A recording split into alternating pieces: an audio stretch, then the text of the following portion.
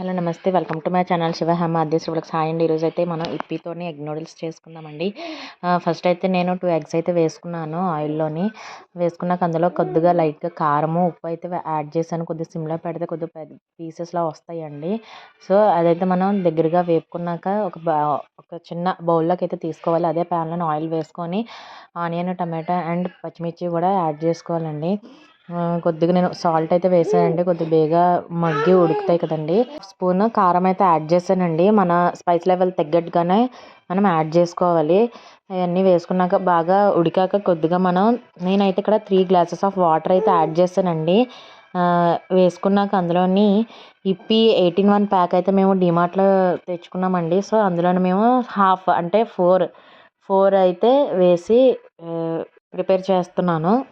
మీలో ఎంతమందికి ఇప్పి ఇష్టమా మ్యాగీ ఇష్టమా అనేది నాకైతే కామెంట్ సెక్షన్లో కామెంట్ చేయండి. వాటర్ అయితే యాడ్ చేసాం కదండి, అందులోనే ఇప్పి మసాలా ప్యాకెట్ అయితే కట్ చేసుకొని వేసుకోవాలండి.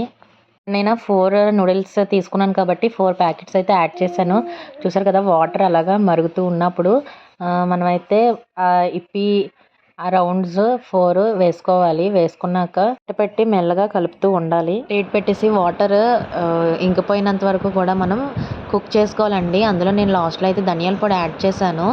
కొత్తిమీర కూడా యాడ్ చేసుకోవాలి. ఉంది స్టవ్ ఆఫ్ చేసి ప్లేట్లో అయితే సర్వ్ చేసుకొని కొద్దిగా ఆనియన్స్ అలా గార్నిష్ చేసుకొని తింటే బయట నూడిల్సే అవసరం లేదండి. ఈ విధంగా ట్రై చేసేయండి మీరు కూడా.